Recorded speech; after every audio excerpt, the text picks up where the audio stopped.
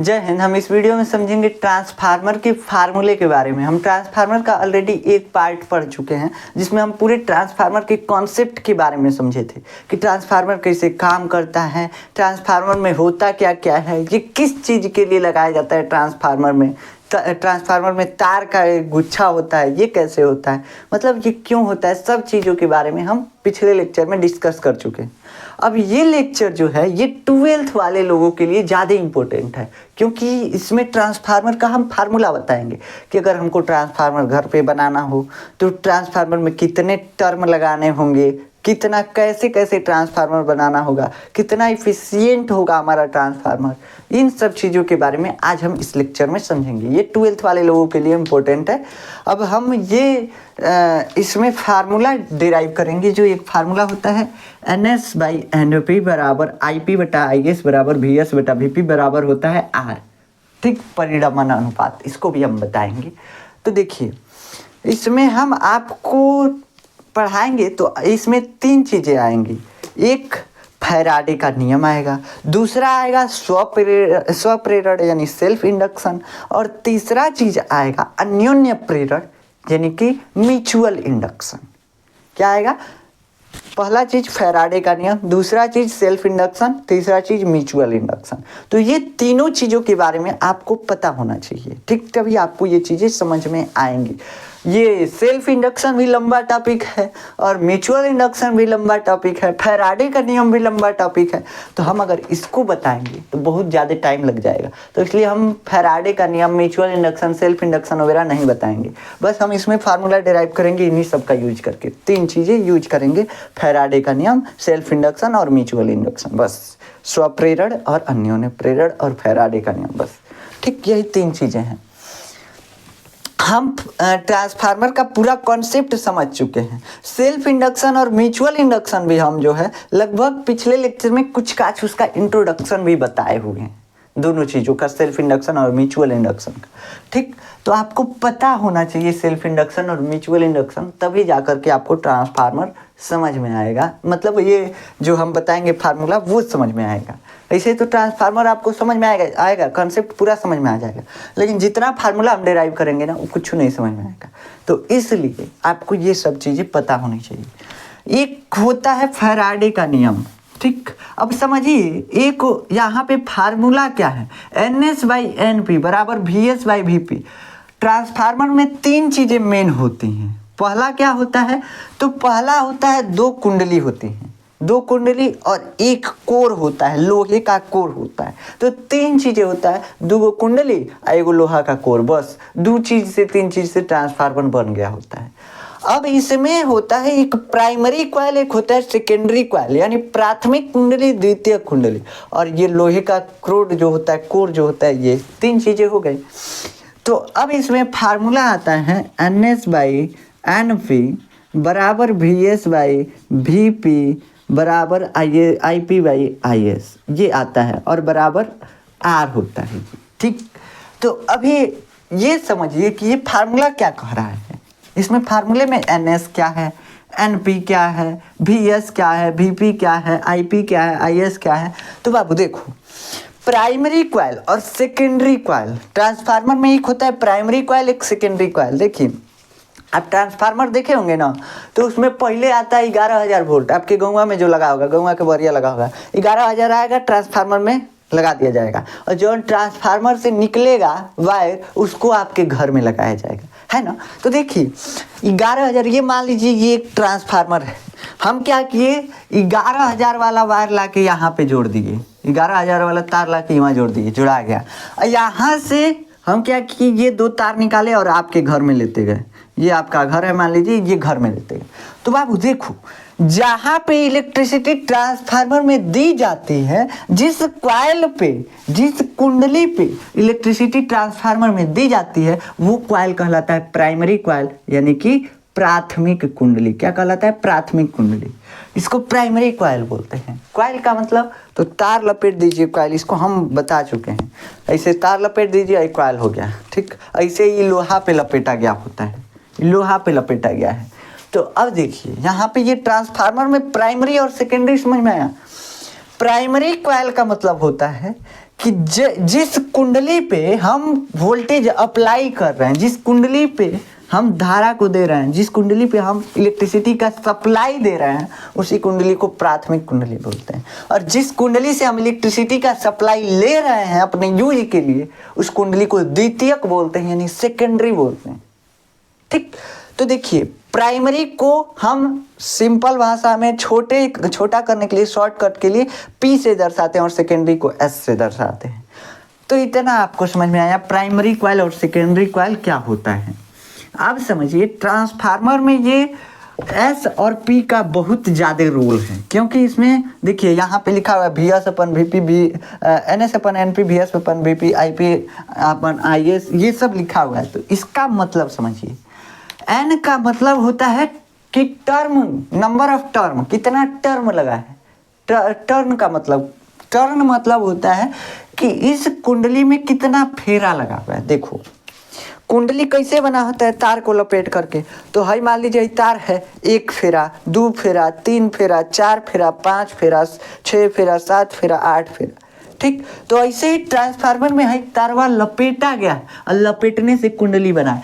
तो NS क्या है, NS जो है कुछ भी नहीं है बाबू। NS का मतलब होता है कि कुंडली में, प्राथमिक कुंडली में, प्राइमरी कॉइल में फेरों की संख्या, ठीक, फेरों की संख्या। और देखिए NS नहीं, NP जो है, NP क्या है, प्राथमिक कुंडली में फेरों की संख्या। और NS क्या है, NS जो है द्वितीय कुंडली में फेरों की संख्या, सेकेंडरी कॉइल में फेरों की संख्या। और VS क्या है, तो VS जो है द्वितीय कुंडली में वोल्टेज है। ठीक, द्वितीय कुंडली में वोल्टेज है। और VP क्या है, तो VP जो है प्राथमिक कुंडली का वोल्टेज है। प्राथमिक कुंडली का वोल्टेज। ठीक, अभी बता रहे हैं, देखिए हम सही से लिख नहीं रहे हैं, कहाँ से कि IP क्या है, IP जो है प्राथमिक कुंडली में धारा है, ठीक। और IS क्या है, तो द्वितीय कुंडली में धारा है, ठीक। ये चीजें हैं यहाँ पे। और R जो है इसको बोलते हैं परिणमन अनुपात, ट्रांसफॉर्मेशन रेशियो। क्या बोलते हैं, ट्रांसफॉर्मेशन रेशियो, यानी परिणमन अनुपात। अब यहाँ पे इन चीज़ों का मतलब समझिए। N का मतलब होता है फेरों की संख्या, और V का मतलब होता है वोल्टेज। आप जानते हैं V और I का मतलब तो आप जानते ही हैं यार, V का मतलब वोल्टेज, I का मतलब धारा। अब देखो इसमें क्या होता है, इस ट्रांसफार्मर में ये कुंडली है, कुंडली में फेरों की संख्या को हम N से दर्शा रहे हैं। हमको नहीं मालूम है कि ट्रांसफार्मर में कितना फेरा लगा हुआ है, कितना टर्म लगा हुआ है। तो हम मान लिए N टर्म है, तो N टर्म है, ठीक। तो कितना टर्म लगा हुआ है, N। तो हम कुंडली में फेरों की संख्या को यहाँ पे N मान लेते हैं। तो NP और NS, NP कहाँ से आया हुआ है, तो P यानी प्राइमरी कॉइल। तो प्राइमरी में कितना टर्म है इसको बताता है NP। NP का मतलब, मान लीजिए इसमें 10 टर्म है, तो NP बराबर 10 हो जाएगा। 10 बार फेरा लगाया गया, 10 बार तार लपेटा गया है, तो NP बराबर हो जाएगा 10। ऐसे यहाँ पे NS क्या है, तो सेकेंडरी कॉइल में फेरों की संख्या। इस कुंडली में कितना फेरा लगाया गया इसकी संख्या, मान लीजिए इसमें 20 है, तो ये NS कितना हो जाएगा, 20 हो जाएगा, ठीक। तो NS और NP समझ में आ गया। S कहाँ से आया, तो सेकेंडरी से S लिया गया, मतलब कि N का मतलब फेरों की संख्या, S का मतलब सेकेंडरी में, N फेरों की संख्या, P का मतलब प्राइमरी में, इस प्राथमिक कुंडली में। वैसे ही अब देखिए, अब कोई दिक्कत नहीं आने वाला है। V का मतलब वोल्टेज, और S का मतलब कि सेकेंडरी कॉइल का वोल्टेज है, इस द्वितीय कुंडली का वोल्टेज है। VP का मतलब, V का मतलब वोल्टेज, और P का मतलब प्राइमरी कॉइल का वोल्टेज है, इस कॉइल में कितना वोल्टेज है। IP का मतलब, I का मतलब धारा, और P का मतलब प्राइमरी कॉइल, मतलब कि प्राथमिक कुंडली में धारा। और I का मतलब धारा, S का मतलब सेकेंडरी कॉइल। तो इस कुंडली में धारा कितना है, करंट कितना है। तो ये चीज़ आपको समझ में आएगा। ट्रांसफॉर्मेशन रेशियो R होता है, R को हम ट्रांसफॉर्मेशन रेशियो यानी परिणमन अनुपात बोलते हैं। अभी बताते हैं ये क्या होता है। अब देखिए, अब हम इस फार्मूला को डिराइव करेंगे अब हम इस फार्मूले को मतलब डिराइव करेंगे, इसको हम अपने मन से बनाएंगे। देखिए कैसे बनता है ये। पहला एक फार्मूला होता है, एक नियम होता है फैराडे का। फैराडे का दो नियम है। पहला नियम है कि जब किसी कुंडली से बद्ध चुंबकीय फ्लक्स में परिवर्तन होता है तो उसमें विद्युत वाहक बल की उत्पत्ति हो जाती है, और अगर कुंडली बंद परिपथ में होगा तो उसमें विद्युत धारा प्रवाहित होने लगती है। ये क्या बोलता है तो इसको एक बार समझ जाइए। हम डिटेल से इसको नहीं बताएंगे, बस ऐसे सिंपल समझ जाइए। फैराडे का नियम आपको हाई स्कूल में भी ये पढ़ाया गया है और 12th में भी पढ़ाया गया है। तो देखिए यहाँ पे क्या हुआ, ये एक कुंडली है, तार को लपेट करके बनाया गया है। अब फैराडे कह रहा है ना, देखो एगो चुंबक ले लो और इसके आसपास ऐसे हिलाते रहो तो क्या होगा, इसमें विद्युत वाहक बल की उत्पत्ति हो जाएगी, यानी कि वोल्टेज की उत्पत्ति हो जाएगी। सिंपल भाषा में वोल्टेज, विद्युत वाहक बल और वोल्टेज अलग अलग होते हैं, लेकिन हम यहाँ पे ट्रांसफार्मर में एक ही ले लेते हैं, हम ओपन सर्किट मान करके। तो हम मान लीजिए यहाँ पे विद्युत वाहक बल वोल्टेज हो गया। वोल्टेज का मतलब क्या होता है कि इलेक्ट्रॉन को धक्का देने वाला फोर्स। अब देखो ये क्या था, कापर का तार था। जब इसके आसपास चुंबकीय क्षेत्र में परिवर्तन किया जा रहा है, चुंबकीय क्षेत्र या तो चुंबक से बनाओ या इलेक्ट्रोमैग्नेट से बनाओ, कोनो दिक्कत नहीं है। हम मान लीजिए यहाँ पे चुंबक लिए हैं चाहे इलेक्ट्रोमैग्नेट लिए हैं, कुछ भी, तो अगर उसको इसके आसपास घुमाएंगे, ऐसे हिलाएंगे तो क्या होगा, इसमें एक विद्युत वाहक बल की उत्पत्ति हो जाएगी, इलेक्ट्रॉन को धक्का देने वाले बल की उत्पत्ति हो जाएगी। और जब इलेक्ट्रॉन को धक्का देने वाले बल की उत्पत्ति होगी तो क्या होगा, इलेक्ट्रॉन दौड़ने लगेगा। आपको कोई धकेलेगा तो आप दौड़ेंगे नहीं, तो सेम वैसे यहाँ पे इलेक्ट्रॉन के साथ हो रहा है, इलेक्ट्रॉन को धकेलने वाला फोर्स उत्पन्न हो जा रहा है, और बस इसमें विद्युत धारा प्रवाहित होने लगेगी। कब प्रवाहित होगी, जब ये कुंडली बंद परिपथ में हो, मतलब इसमें बल्ब जुड़ा हो, चाहे कुछ सर्किट कुछ अप्लायंस लगा हो तो अप्लायंस चलने लगेगा। यही कह रहा है फैराडे का प्रथम नियम। दूसरा नियम क्या कहता है, फैराडे के दूसरे नियम का हम इसमें यूज करते हैं। फैराडे का दूसरा नियम कहता है कि किसी भी कुंडली में उत्पन्न विद्युत वाहक बल उससे बद्ध फ्लक्स में परिवर्तन के ऋणात्मक समय दर के बराबर होता है। क्या बोला, फैराडे ने कहा कि देखो किसी भी कुंडली में उत्पन्न विद्युत वाहक बल उस कुंडली से बद्ध चुंबकीय फ्लक्स में परिवर्तन के ऋणात्मक समय दर के बराबर होता है। यही बोला। ये क्या बोला, ये ऊपर से गया, नहीं समझ में आया। देखो ये कह रहा है ना कि इस कुंडली में मान लो कि इस कुंडली में धारा प्रवाहित हो रही। अब इस कुंडली में धारा प्रवाहित हो रही है तो जाहिर सी बात है कि इस कुंडली में चुंबकीय गुण आएगा, चुंबकीय गुण आएगा ना। जानते हैं कि जब किसी तार में धारा प्रवाहित होता है तो तार जो है चुंबक के भांति व्यवहार करने लगता है। सेम वैसे यहाँ पे है, यहाँ पे हम एसी करंट फ्लो करा रहे हैं तो करंट कोई भी हो कोई दिक्कत नहीं है, करंट फ्लो हो रहा है मतलब ये तार है, और तार है तो क्या है, ये चुंबक बन जाएगा। सिंपल सी बात है, इसको हम हाई स्कूल में भी पढ़ाया है। तो ये कह रहा है कि किसी भी कुंडली में जब ये चुंबक बनेगा मतलब कि ये चुंबकीय क्षेत्र रेखाएं बनाएगा, और चुंबकीय क्षेत्र रेखाएं बनाएगा मतलब कि इससे भी चुंबकीय क्षेत्र रेखाएं ऐसे पास होंगी, है ना, ऐसे इससे भी चुंबकीय क्षेत्र रेखाएं ऐसे पास होंगी। अब ये चुंबकीय क्षेत्र रेखाएं जितना बना रहा है इससे पास हो रहा है, ठीक, इसी से न बना, इस कुंडली से चुंबक ही, एक कुंडली चुंबक ही बन गया तो इससे चुंबकीय क्षेत्र रेखाएं बनेंगी, और चुंबकीय क्षेत्र रेखाएं इस कुंडली के अंदर बनेंगी ना, और इसमें क्या होगा, विद्युत धारा बदलने के साथ इसमें परिवर्तन होगा। क्या होगा, परिवर्तन होगा। अभी समझिए, बस ये क्या हुआ, कुंडली जो है चुंबक बन गया, कुंडली क्या बन गया, चुंबक बन गया। चुंबक बना मतलब चुंबकीय क्षेत्र रेखाएं बनी, और चुंबकीय क्षेत्र रेखाएं इस कुंडली से निकल रही हैं, मतलब इस चुंबकीय क्षेत्र रेखाएं जो है इस कुंडली से भी बद्ध हैं, इस कुंडली के अंदर हैं चुंबकीय क्षेत्र रेखाएं। बद्ध होने का मतलब कि इसके अंदर से गुजर रही हैं चुंबकीय क्षेत्र रेखाएं इस कुंडली के अंदर से, ठीक। अब कह रहा है फैराडे कह रहा है कि देखो किसी कुंडली में उत्पन्न विद्युत वाहक बल उस कुंडली से बद्ध चुंबक के फ्लक्स में परिवर्तन के ऋणात्मक समय दर के बराबर होता है। अब ये क्या बोला, देखो यहाँ पे ये हम कौन सा करंट लगाए हुए हैं बाबू, अल्टरनेटिंग करंट। और अल्टरनेटिंग करंट का गुण क्या है, अल्टरनेटिंग करंट का गुण है कि एक बार ये बढ़ता है, एक बार घटता है, एक बार जीरो होता है, एक बार घटता है, इसे बढ़ता घटता रहता है। अब देखो, जितना तगड़ा हम करंट देते हैं उतना ही तगड़ा मैग्नेटिक फील्ड इस तार के द्वारा बनता है, और जितना कम करेंगे उतना ही कम मैग्नेटिक फील्ड बनेगा। सेम वैसे यहाँ पे हो रहा है। ये वेरिएबल करंट है। इसी करंट कैसा है? वेरिएबल है। कब वो खत्म हो जा रहा है, जीरो हो जा रहा है, कब वो ऋणात्मक में चला जा रहा है, उल्टा चलने लग रहा है, और कब वो बहुत ज़्यादा हो जा रहा है।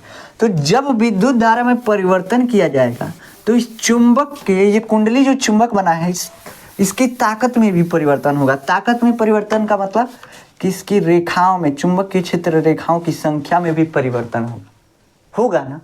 और मतलब बदलेगा, कभी 10, कभी 15, कभी मतलब ऐसे बनेगा, 10 कभी 15, कभी 20, कभी 100, कभी 1000, ऐसे बनेगा। मतलब परिवर्तन होता रहेगा। जैसे ये एसी करंट वेरिएबल होगा, जैसे वेरी करेगा वैसे ये भी वेरी करेगा, बदलेगा।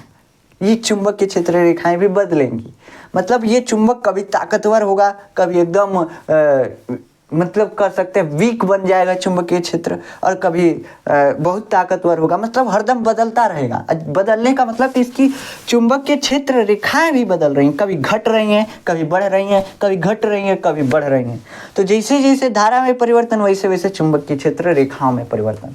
और चुंबकीय क्षेत्र रेखाएं, देखिए चुंबकीय फ्लक्स क्या, किसको बोलते हैं?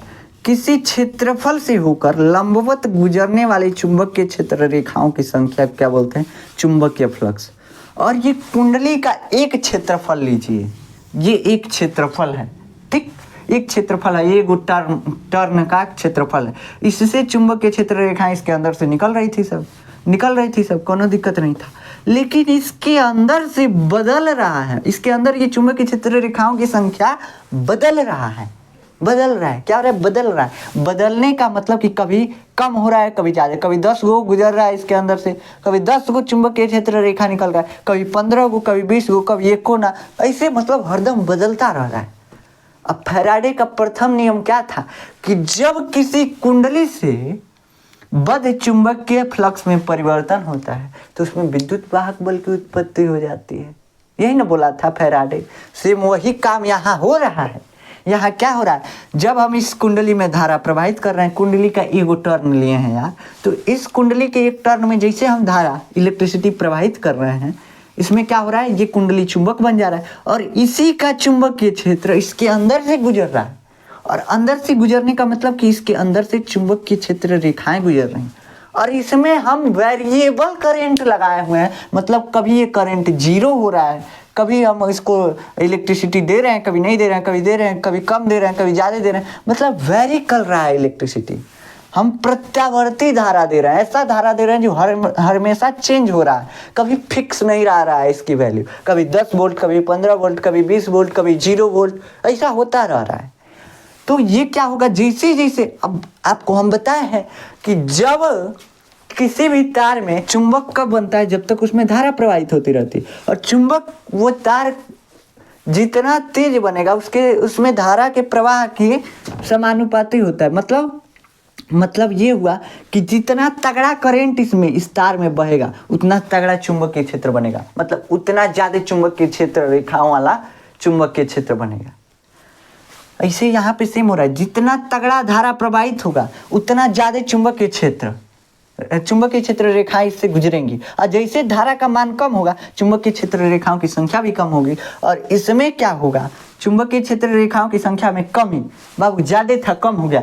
कमी मतलब परिवर्तन हुआ, पहले 20 गो था, अब परिवर्तित होकर 10 गो हो गया, तो चुंबकीय क्षेत्र रेखाओं में परिवर्तन हो गया। और आप जानते हैं किसी क्षेत्रफल से जब चुंबकीय क्षेत्र रेखाएं गुजरती हैं तो उसी चुंबकीय क्षेत्र रेखाओं की संख्या को हम चुंबकीय फ्लक्स बोलते हैं। यहाँ पे क्या हुआ? चुंबकीय फ्लक्स है ये, ठीक। अब इसमें परिवर्तन होगा, कभी 10 गो गुजर रहा है, कभी कम हो रहा है, कभी ढेर हो रहा है, कभी कम हो रहा है, कभी ढेर हो रहा है। मतलब परिवर्तन हो रहा है, बदल रहा है, मतलब इसमें इलेक्ट्रिसिटी फ्लो हो रहा है, ठीक। यही ना फैराडे बोला था। एगो तो पहले हम इसको इलेक्ट्रिसिटी दे रहे थे, अभी इसके अंदर चुंबक बनने की वजह से भी एक इलेक्ट्रिसिटी उत्पन्न होता है। एक इलेक्ट्रिसिटी उत्पन्न होता है, ये अपना एक इलेक्ट्रिसिटी अलग बना लेता है। जैसे हम इसको क्या दिए, हम इसको एसी करंट दिए। अब ये एसी करंट क्या किया, मैग्नेटिक फील्ड बनाया। और मैग्नेटिक फील्ड कैसा बनाया, वेरिएबल बनाया। कैसे कि खुदे वेरी कर रहा है, तो वेरिएबल कुछ भी बनाएगा, वेरिएबल बनाएगा। जो एसी करंट होता है हरदम बदलता रहता है, मैग्नेटिक फील्ड बनाएगा वो हमेशा बदलते रहेगा, है ना। तो ये बदलेगा। तो फैराडे का कहे थे कि जितने बदलेगा उतने विद्युत वाहक बल का उत्पत्ति होगा। अब देखो, अब एगो तो हम इसको विद्युत धारा दे रहा है, ये कुंडली एगो खुदे अपना विद्युत धारा बना रहा है। तो यही फैराडे बोले थे कि देखो ये जो कुंडली अपना एक विद्युत धारा बना रहा है, उसका वोल्टेज जो होगा ना, वो इसमें फ्लक्स में परिवर्तन के ऋणात्मक समय दर के बराबर होगा। क्या बोले थे, फ्लक्स में परिवर्तन के ऋणात्मक समय दर के समानुपाती बराबर होता है। क्या बोले थे, बराबर होता है। तो देखो यहाँ से चुंबकीय फ्लक्स में क्या हो रहा है, परिवर्तन हो रहा है इस कुंडली में। मान लो पहले इससे चुंबकीय फ्लक्स 10 गुजर रहे थे, अब कितना गुजर रहे हैं, अब 5 गुजर रहे हैं। तो परिवर्तन कितने का हुआ, तो 5 का परिवर्तन हुआ, 5 टेस्ला का परिवर्तन मान लो हो गया, है ना। तो ये क्या है, ये चुंबकीय फ्लक्स में परिवर्तन है। इसको हम फाई से लिख देते हैं, फाई से, ठीक। चुंबकीय फ्लक्स में परिवर्तन डेल्टा फाई से। देखो 5 क्या है, डेल्टा फाई। अब मान लो हम इसको लिख दिए फाई 1, मतलब पहले चुंबकीय फ्लक्स 10 था, इसको फाई 1 लिख दिए, माइनस 5 को हम फाई 2 लिख देते हैं, फाई 2, मतलब कि बाद में चुंबकीय फ्लक्स फाई 2 बन गया।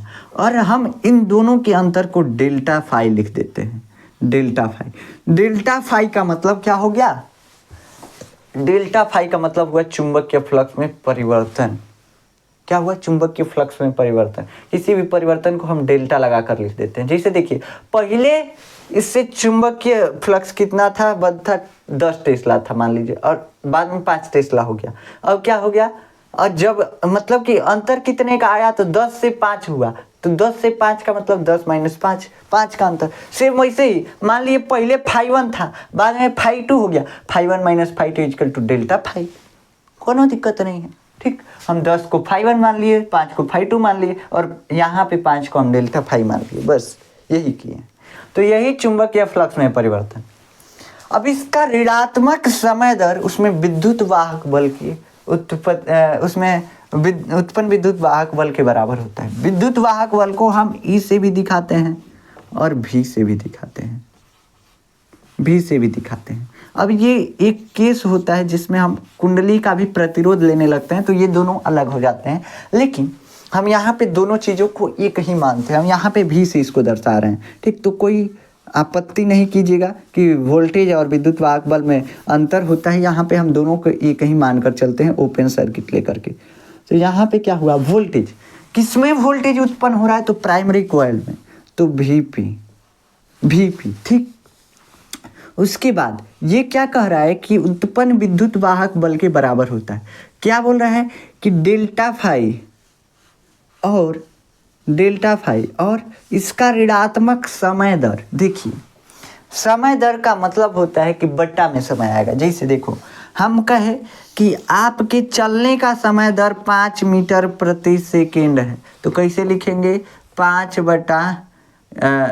मीटर बटा 1 सेकेंड। ऐसे ही ना आप चाल निकालेंगे, 5 मीटर प्रति सेकेंड, ठीक। मतलब समय बट्टा में आ गया। दर का मतलब कि बट्टा में आता है। देखिए कैसे, अब मान लीजिए दर का मतलब हुआ, देखिए हम यहाँ पे इसको फाई से ही बता रहे हैं। ये कह रहा है समय दर, ऋणात्मक समय दर। अब ये कह रहा है कि देखो हम कह रहे हैं कि पहले T1 समय पर इसमें इस कुंडली से बद्ध चुंबकीय फ्लक्स, मान लीजिए एक कुंडली के एक फेरे से बद्ध चुंबकीय फ्लक्स कितना था, फाई 1 था, ऐसे मान लेते हैं। अब जैसे समय परिवर्तित हुआ, समय बदला, जैसे समय बदल रहा है, आप जानते हैं कि विद्युत धारा बदलेगा समय के साथ, ऐसे तुरंत थोड़ी ना बदलेगा। जैसे समय बदलेगा वैसे विद्युत धारा बदलेगा। वैसे ही मान लीजिए T2 समय हुआ, मान लीजिए 1 सेकेंड पे फाई 1 था और दूसरे सेकेंड पे क्या हो गया, फाई 2 हो गया, ठीक। तो बाबू देखो यहाँ पे क्या हुआ, समय में अंतर पहले समय देखो, फ्लक्स में परिवर्तन देखो, तो फ्लक्स में कितना परिवर्तन हुआ, तो φ1 माइनस φ2 क्या हो गया, फ्लक्स में परिवर्तन डेल्टा फाई। और यहाँ पे समय में परिवर्तन, तो T1 माइनस T2 ये क्या हो गया, समय में परिवर्तन, तो ये डेल्टा टी इसको लिख देते हैं। जैसे यहाँ पे फ्लक्स में परिवर्तन निकाले थे वैसे समय में परिवर्तन भी निकाल दिए। देखिए जिसमें विद्युत धारा बदल रहा है, समय के साथ ही तो विद्युत धारा बदल रहा है और समय के साथ विद्युत धारा बदल रहा है, इसका मतलब कि समय के साथ ही ये चुंबकीय फ्लक्स में परिवर्तन हो रहा है। तो यहाँ पे समय के साथ हम मानेंगे कि कितने समय अंतराल में, ये समय का अंतर है इसीलिए समय अंतराल, कितने समय अंतराल में कितना परिवर्तन हुआ। तो यहाँ पे देखिए ये आ गया कि डेल्टा फाई परिवर्तन हो रहा है डेल्टा टी समय में, ऐसा हम मान ली। तो हम कहें कि देखो डेल्टा टी समय है, इसमें परिवर्तन हो रहा है कितना, तो इसमें परिवर्तन हो रहा है डेल्टा फाई, फ्लक्स में परिवर्तन कितना है डेल्टा फाई। अगर डेल्टा टी समय मान लीजिए हम कहें कि 10 सेकेंड में, 10 सेकेंड के अंतर में क्या हो रहा है, फ्लक्स में परिवर्तन जो हो रहा है 5 हो रहा है, 5। तो यही तो ऐसे ही तो सेम कह रहे हैं कि डेल्टा टी समय में परिवर्तन डेल्टा फाई है। ठीक, अब कहे कि 1 सेकेंड में कितना परिवर्तन होगा, तो 1 सेकेंड में delta phi by delta t. और 1 सेकेंड में परिवर्तन को ही हम क्या बोलते हैं, फ्लक्स में परिवर्तन का दर क्या हो गया, यही परिवर्तन का दर हो गया कि 1 सेकेंड में कितना परिवर्तन हो रहा है फ्लक्स में, उसी को हम बोलते हैं कि ये फ्लक्स में परिवर्तन का दर है। ठीक, तो ये फ्लक्स में परिवर्तन का दर आ गया कि समय के साथ कितना बदल रहा है, 1 सेकेंड में ये कितना बदल रहा है फ्लक्स, इससे गुजरने वाली चुंबकीय क्षेत्र रेखाओं की संख्या 1 सेकेंड में कितना ज़्यादा बदल जा रही है, कितना ज़्यादा वेरी कर जा रही है, यही है फ्लक्स में परिवर्तन का दर। अब फैराडे साहब क्या बोले थे देखो इसमें जो फ्लक्स में परिवर्तन हो रहा है ना, फ्लक्स में परिवर्तन हो रहा है ना, इसका दर, हम दर तो निकाल लिए delta phi by delta t, इसका दर कैसा दर, तो ऋणात्मक समय दर। कैसा दर है, तो ये समय दर ही है, लेकिन कैसा होना चाहिए, वो ऋणात्मक होना चाहिए, ऋणात्मक समय दर इस कुंडली में उत्पन्न विद्युत वाहक बल के बराबर होगा। लिख दिए, लो फैराडे का नियम हो गया। यही फैराडे साहब बोले थे, क्या बोले थे, देखो समय दर, फ्लक्स में परिवर्तन का समय दर कैसा होना चाहिए, ऋणात्मक होना चाहिए, और वो किसके बराबर होगा, तो वो वीपी के बराबर होगा। यही बताए थे फैराडे साहब, बस। और यही हमारा फार्मूला अप्लाई होगा इसमें, और इसी से हम सारी चीज़ें निकालेंगे। तो अब चलिए, अब हम इसको डिस्कस करते हैं। यहाँ से हम क्या लिखे थे, हम लिखे थे वीपी बराबर डेल्टा फाई अपन डेल्टा टी, थोड़ा कम चल रहा है मार्कर, माइनस डेल्टा फाई अपन माइनस डेल्टा टी। ठीक, ऐसे लिखे थे। अब इसी से हम फार्मूला बनाते हैं। ये तो मान लीजिए वीपी के लिए आ गया, वीपी के लिए आ गया, लेकिन अब देखो वीपी में किसके लिए आया है, तो बाबू हम अभी केवल और केवल एक फेरा से फ्लक्स का परिवर्तन ले रहे थे। अब हम इसमें मान लीजिए 10 फेरा, तो बाबू देखो एक फ्लक्स में परिवर्तन 10 है, तो 10 को मिला करके 10 दहा में 100 आ जाएगा कि नहीं आ जाएगा। आखिर सगरू से एक ही चुंबकीय क्षेत्र रेखाबद्ध है, तो चुंबकीय फ्लक्स एक ही बद्ध होगा। तो अब देखो ऐसे एक फेरा से कितना, एक फेरा से delta phi by delta t परिवर्तन आ रहा है फ्लक्स में। तो 10 को अगर फेरा है तो 10 गुणे delta phi by delta T आ जाएगा, 10 गुणे delta phi by delta T आएगा कि नहीं आएगा, है ना। आप मान लीजिए कि 5 रुपये का एगो लड्डू है, तो 10 गो लड्डू खरीदने के लिए कितना पैसा लगेगा, 5 दहा 50। सेम वैसे ही एक फेरा से फ्लक्स में परिवर्तन delta phi by delta t है, तो सेकेंडरी कॉइल में सभी फेरों से जितना परिवर्तन हो रहा है उसको हम कैसे लिखेंगे, तो जितना फेरा होगा गुणे एक फेरे से फ्लक्स में परिवर्तन, खत्म। अब हम यहाँ पे क्या माने हैं कि प्राथमिक कुंडली में फेरों की संख्या हम यहाँ पे मान लेते हैं एनपी है, एनपी हमको नहीं मालूम है, हम एनपी मान लिए। अब हो सकता है 10 हो 20 हो कुछ भी हो, हमको नहीं मालूम है, हम एनपी मान लिए। कह देखो एनपी है, तो हम कह देखो वीपी तब हो जाएगा, वोल्टेज हो जाएगा, पूरे कुंडली का वोल्टेज कितना हो जाएगा, तो minus NP delta phi by delta t. यहाँ तक तो आपको समझ में आया ना, यहाँ तक तो आपको समझ में आया ना। देखिए अभी हम केवल एक फेरे से परिवर्तन निकाले थे, एक फेरे से फ्लक्स में परिवर्तन निकाले थे। अब हम किससे निकाले, जितना इसमें फेरा लगाए हैं सबसे। तो एक फेरे से जितना परिवर्तन हो रहा है उतना ही सभी से होगा, कैसे कि सब फेरों का क्षेत्रफल बराबर है, सभी फेरों से एक ही चुंबकीय क्षेत्र रेखाएं गुजर रही हैं सब, ठीक। तो इसीलिए तो अब हमारे पास पहले कुंडली का वोल्टेज आ गया Vp, इसको मान लीजिए समीकरण 1। Vp क्या आ गया, -NP delta phi by delta t. ऐसे ही इसका निकालिए, इसमें हम फेरों की संख्या मान लेते हैं NS, स्मॉल s मानिए इसको, स्मॉल s सही रहेगा, NS। और इसमें हम द्वितीय कुंडली में वोल्टेज मानते हैं Vs। अब कहेंगे इसमें हम वोल्टेज दिए ही नहीं तो इसमें कहाँ से फ्लक्स में परिवर्तन हुआ, कहेंगे ना। हम इसमें वोल्टेज लगाए ही नहीं, ना ये चुंबक बना ये कुंडली। तो देखो हम इसमें कोर लगाए हुए थे, ट्रांसफार्मर को हम पढ़ाए हैं तो उसमें बताए थे कि लोहे का पटलित कोर लगा होता है, लोहे का पत्ती का इसे लगा होता है। ये क्या करता है, इस सभी चुंबकीय क्षेत्र रेखाओं को घुमा करके इसमें ले जाता है, और इसमें ले गया मतलब सभी चुंबकीय क्षेत्र रेखाएं इस कुंडली के अंदर गई।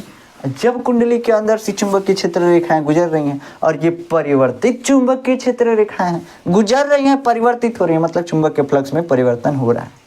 तो हम ऐसा मान लेते हैं कि जितनी भी चुंबकीय क्षेत्र रेखाएं बन रही हैं, देखिए हम यहाँ पे जितना भी फार्मूला डिराइव करेंगे 100% इफिशिएंट ट्रांसफार्मर के लिए डिराइव करेंगे, जो कि संभव नहीं है ऐसे प्रैक्टिकल लाइफ में बनाना ट्रांसफार्मर। लेकिन अभी हम बताएंगे, दक्षता वाला बताएंगे ना, तो उसमें सभी फार्मूला सब प्रैक्टिकल फार्मूला आ जाएगा। लेकिन अभी यहाँ पे बस हम सभी आइडियल केस ले रहे हैं। आइडियल का मतलब जो संभव नहीं है, लेकिन हम मान लेते हैं कि ऐसा होगा, मतलब कि जितना हम ट्रांसफार्मर को शक्ति दे रहे हैं उतना ही वो हमको दे, कुछ खाए नहीं। जैसे जितना इलेक्ट्रिसिटी दे रहे हैं उतना ही हमको दे, ठीक, उतना ही चाहिए, तब क्या होगा, वो 100% इफिशिएंट ट्रांसफार्मर होगा। जितना दिए उतना हमको दे दिया, कुछ खाया नहीं, तो उसको क्या बोल देंगे, 100% इफिशिएंट।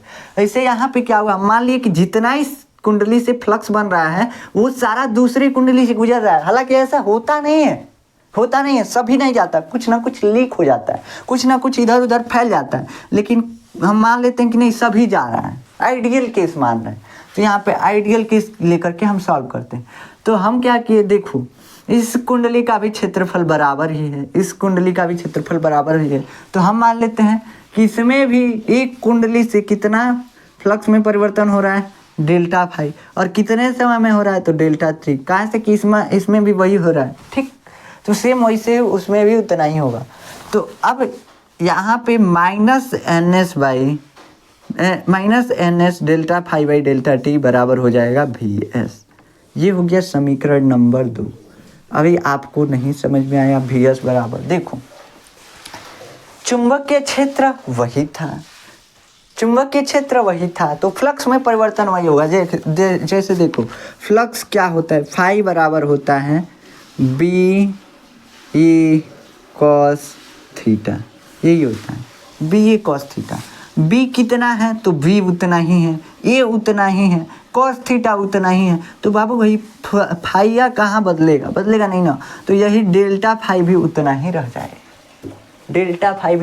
जाएगा, हम कह रहे हैं कि देखो ये कुंडली जो बनाया है ना, उसका भी क्षेत्रफल A है, इस कुंडली का भी क्षेत्रफल A है, दोनों का क्षेत्रफल सेम है, मतलब दोनों एक ही मोटाई के लोहा पे लपेटे हुए हैं, बस एक ही मोटाई के लोहा पे लपेटे हुए हैं, बस यही कह रहे हैं। उसके बाद कह रहे हैं कि जितना फ्लक्स यहाँ पे बन रहा है वो जा रहा है, जितना परिवर्तन हो रहा है उतना ही इसमें भी परिवर्तन हो रहा है, ऐसे मान रहे हैं। तो यहाँ पे परिवर्तन उतना ही हो रहा है, तो डेल्टा फाई, इसमें परिवर्तन हो रहा था उसमें भी डेल्टा फाई, एक से परिवर्तन डेल्टा फाई था। वैसे इसमें कितना टर्न है, तो इसमें NS टर्न है, तो हर एक से परिवर्तन कितना होगा, NS delta phi by delta t. ये समीकरण 2 बन गया, ठीक, ये समीकरण 2 बन गया। अब हम क्या करेंगे, यहाँ पे समीकरण 2 बन गया ना, वोल्टेज कितना बन जाएगा Vs। यही फैराडे का ही नियम लगा कि चुंबकीय फ्लक्स में परिवर्तन का ऋणात्मक समय दर उसमें उस कुंडली में उत्पन्न विद्युत वाहक बल के बराबर होता है। चुंबकीय फ्लक्स में उत्पन्न क्या हुआ, उत्पन्न सॉरी देखिए, चुंबकीय फ्लक्स में परिवर्तन का ऋणात्मक समय दर क्या हुआ, उत्पन्न विद्युत वाहक बल के बराबर हो गया। यही इस कुंडली से कितना चुंबकीय फ्लक्स परिवर्तन हो रहा है, तो minus N S delta five by delta t. ठीक, इतना ही परिवर्तन हो रहा है। ऋणात्मक बोला है तो माइनस एन लगा दिए हैं। ठीक, अब देखिए, अब हम इस दोनों समीकरण को क्या करते हैं, भाग देते हैं। तो लिखिएगा समीकरण 1 में समीकरण 2 से भाग देने पर, समीकरण 2 में समीकरण 1 से दीजिए, समीकरण 2 में समीकरण 1 से भाग देने पर।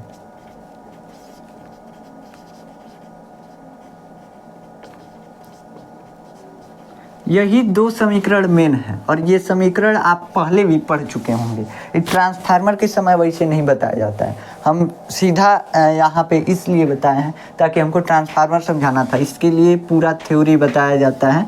तो आप थ्योरी पढ़े होंगे तो आपको समझ में आया होगा।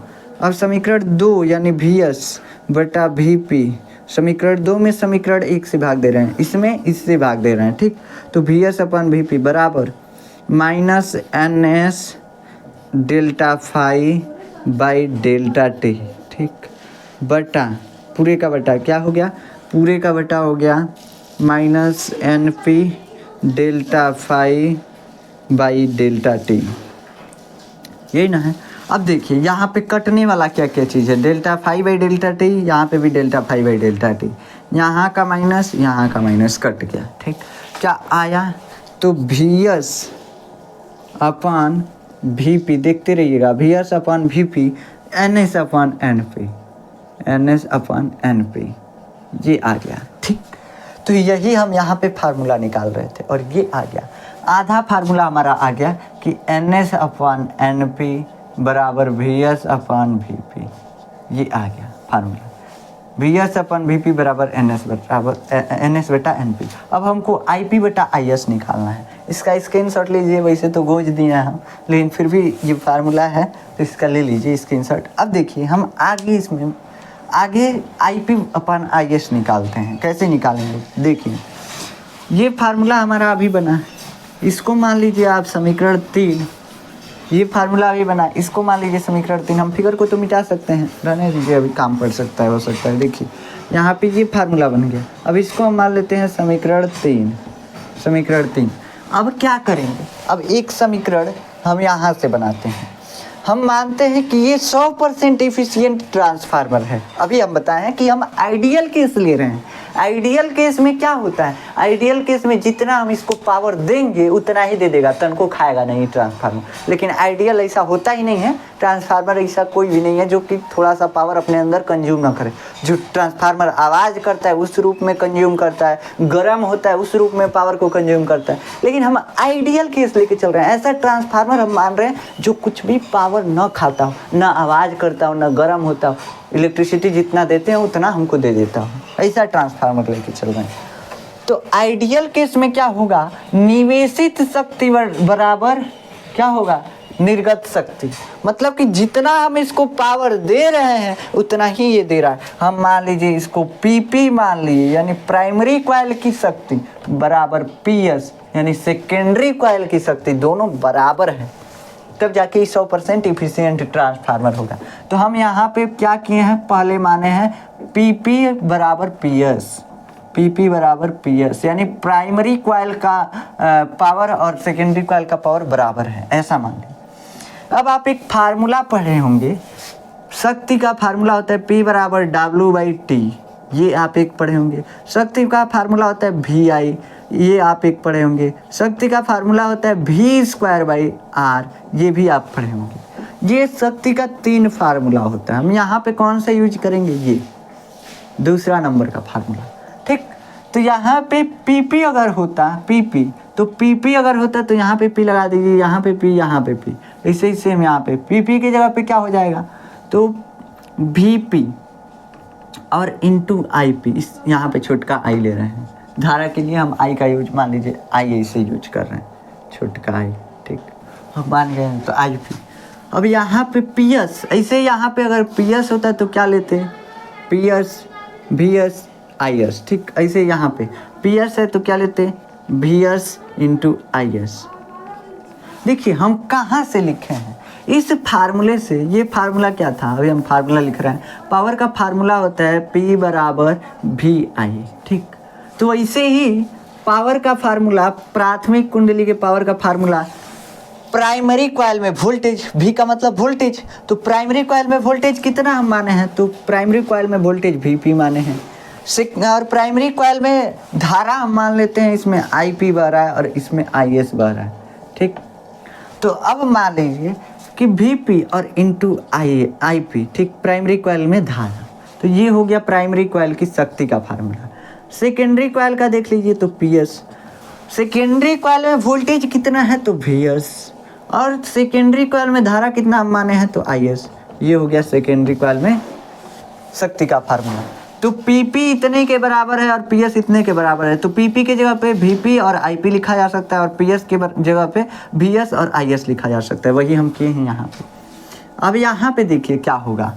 अब हम देखिए इस फार्मूले में क्या है, VS अपन VP हम लाने का कोशिश करते हैं। VS अपन VP, अगर हम VP इधर गुणे में नीचे इधर भेजेंगे इक्वल टू के इधर, तो भाग्य में चला जाएगा। तो IP बराबर हो जाएगा VS अपन VP और इंटू IS। अब देखो, अब हम दिमाग लगाते हैं। अब इस IS को इधर गुणे में है, इक्वल टू के इधर भेजेंगे, क्या बन जाएगा, भगा में बन जाएगा। तो ये हो जाएगा IP अपन IS, देखो यहाँ से निकल के आ गया IS बराबर VS अपन VP। अब इसको ऐसे भी तो लिख सकते हैं, VS अपन VP बराबर IP अपन IS लिख सकते हैं। अब ये हमारा फार्मूला हो गया चौथा, समीकरण हो गया चौथा। अब देखो समीकरण 3 और समीकरण 4 को देखोगे आप, तो VS अपन VP इसमें भी है और VS अपन VP इसमें भी है। लेफ्ट टर्म जो है बराबर है, तो हम राइट को बराबर कर सकते हैं। तो यहाँ से हम लिख सकते हैं IP अपन IS बराबर NS अपन NP, यहाँ से हम लिख दिए। और NS अपन NP किसके बराबर है, तो NS अपन NP यहाँ पे दिख रहा है, VS के बराबर, VS अपन VP के बराबर है, VS अपन VP। लो हमारा फार्मूला बन के आ गया जो यहाँ पे लाना था। NS अपन NP बराबर VS अपन VP बराबर IP अपन IS आ गया।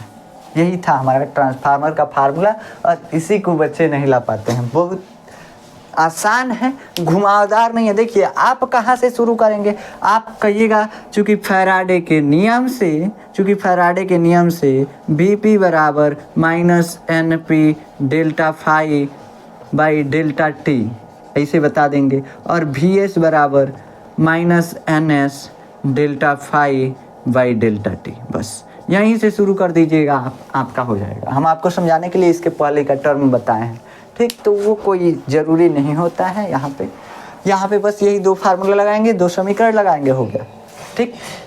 ये फार्मूला आपका प्रूफ होता है। अब इससे क्या होता है, अगर अब इसमें एक चीज़ आता है परिणामन अनुपात यानी ट्रांसफॉर्मेशन रेशियो। NS अपन NP को हम बोलते हैं ट्रांसफॉर्मेशन रेशियो, इसको R से दर्शाते हैं। R का मतलब देखिए यहाँ पे ट्रांसफॉर्मेशन रेशियो का अर्थ क्या होता है, अर्थ होता है अगर ट्रांसफॉर्मेशन रेशियो 1 आया तो जितना आप वोल्टेज देंगे उतना ही वोल्टेज ट्रांसफार्मर भी देगा। 1 से अगर ऊपर आया ट्रांसफॉर्मेशन रेशियो यानी परिणामन अनुपात, इसका मतलब ये स्टेप अप ट्रांसफार्मर है, मतलब कि ये वोल्टेज को बढ़ा देगा। अगर 1 से अधिक आया मान NS अपन NP का तो वोल्टेज को बढ़ाएगा, और 1 से कम आया NS अपन NP का मान तो यानी वोल्टेज को घटा देगा।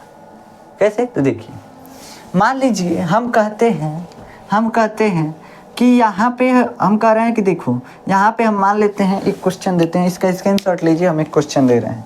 चलिए देखिए एक क्वेश्चन सॉल्व करेंगे तभी आपको परिणामन अनुपात के बारे में समझ में आएगा।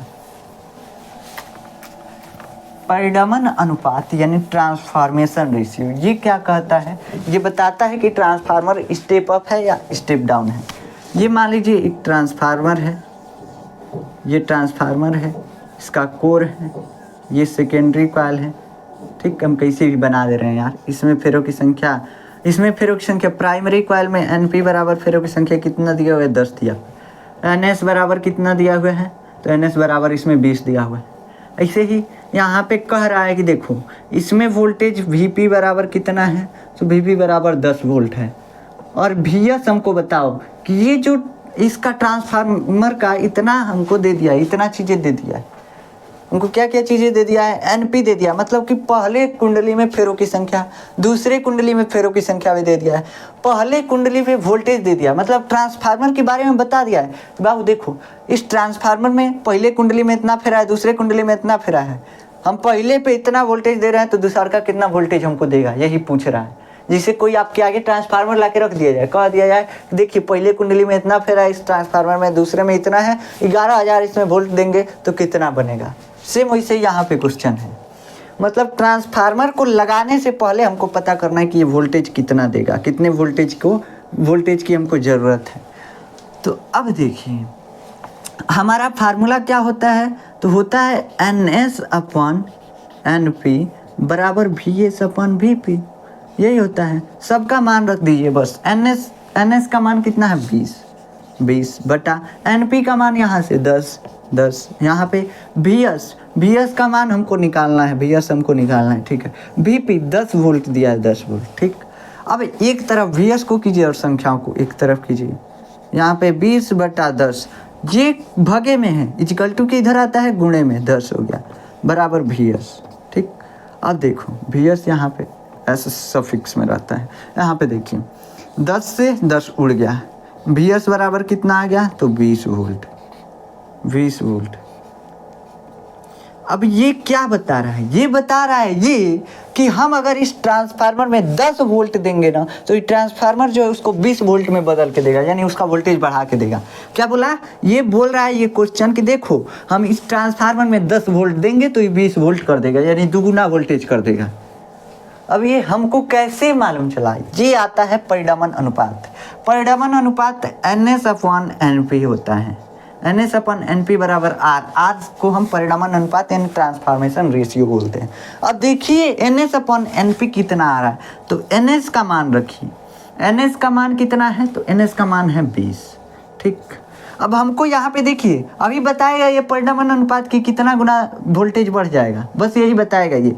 अब देखिए यहाँ पे क्या कर रहा है, यहाँ पे वोल्टेज ये ट्रांसफार्मर 10 था 20 कर दिया, यानी दुगुना कर दिया। यहाँ पे भी अभी R का मान 2 आएगा, 2 का मतलब दुगुना। देखो NS 20 है और NP कितना है 10 बराबर R का मान कितना आ गया बाबू, R का मान आ गया 2। समझ में आया कुछ, 1 से अधिक है, 2 क्या है 1 से अधिक है, परिणामन अनुपात 1 से अधिक है। ये क्या हुआ, इसका मतलब ये 1 से अधिक है, यानी स्टेप अप बढ़ाएगा वोल्टेज। कितना गुना बढ़ा दिया, तो 2 गुना बढ़ा दिया। ट्रांसफॉर्मेशन रेशियो यही बताता है कि ये ट्रांसफार्मर वोल्टेज को कितना गुना बढ़ा सकता है, कितना वोल्टेज देंगे कितना बन जाएगा, और कुछ नहीं बताता है, बस सिंपल है, ठीक। कितना गुना बढ़ाएगा ये बता देगा। 1 से अधिक है तो आप समझिएगा ये स्टेप अप ट्रांसफार्मर है, और 1 से कम है यानी ये स्टेप डाउन ट्रांसफार्मर है। ये R का मान यहाँ पे क्या आया, 1 से अधिक आया, ये इसलिए स्टेप अप है यानी वोल्टेज बढ़ाएगा। और कोई वोल्टेज घटाने वाला आया, क्या होगा, स्टेप डाउन हो जाएगा, स्टेप डाउन ट्रांसफार्मर हो जाएगा, ठीक। तो अब ये आपको स्टेप डाउन और स्टेप अप में मतलब समझ में आया। अब देखिए स्टेप अप और स्टेप डाउन काम कैसे करते हैं।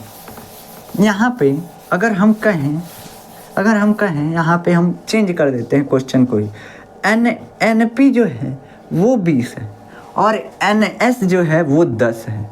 NS जो है वो क्या है, 10 है। ऐसे हम चेंज कर दिए क्वेश्चन, सीधा उल्टा कर दिए इसका, तो क्या होगा। अब VS ज्ञात करो, अभी भी VP 10 वोल्ट है मान लेते हैं।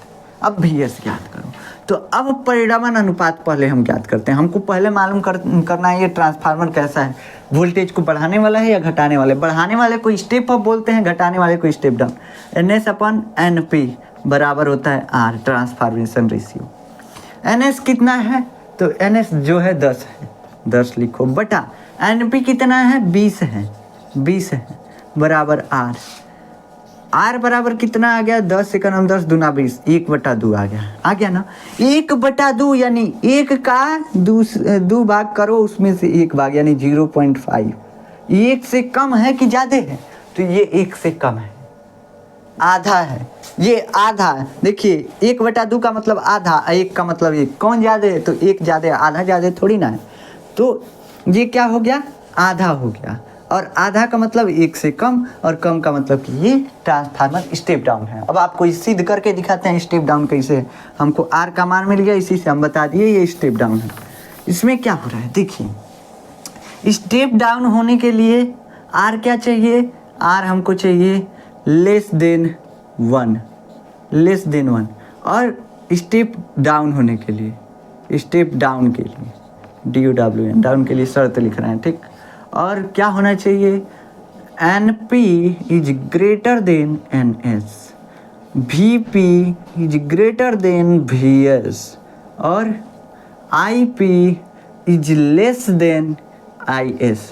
ये शर्त होता है ट्रांसफार्मर में, एक ट्रांसफार्मर, ठीक।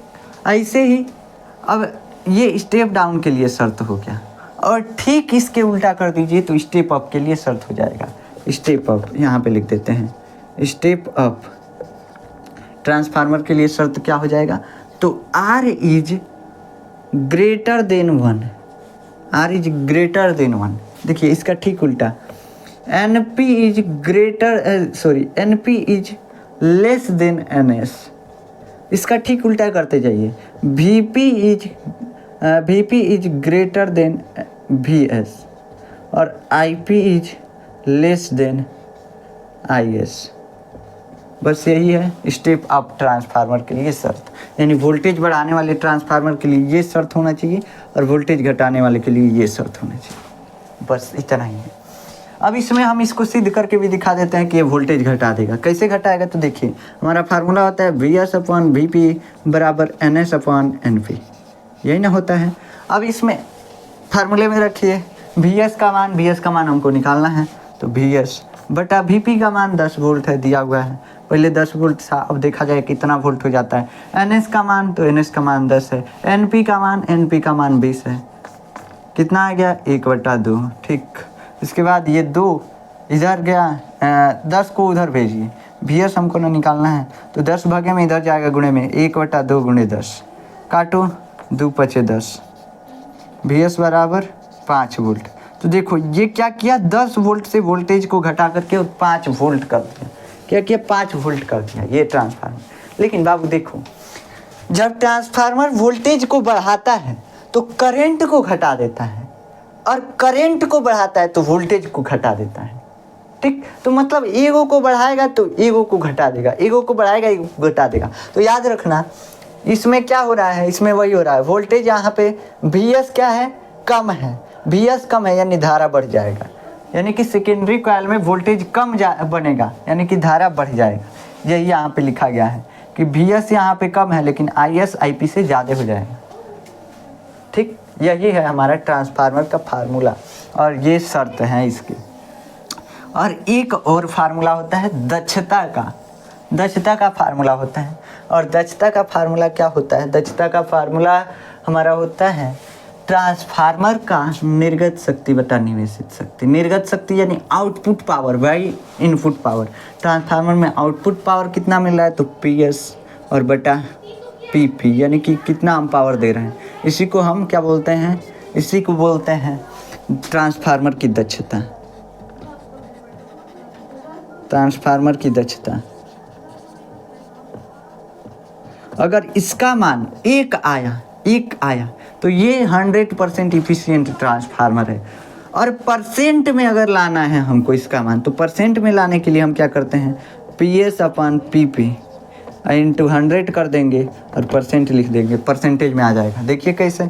अब PS/PP का मान अगर 1 आया तो 1 × 100 यानी 100% इफिशिएंट ट्रांसफार्मर है, 100% दक्षता वाला ट्रांसफार्मर है। लेकिन ऐसा होता नहीं है। हाँ, कुछ हद तक पॉसिबल हो पाया है 100% इफिशिएंट ट्रांसफार्मर बनाना। 99% लगभग बन चुका है, 98-99% इफिशिएंट, ठीक।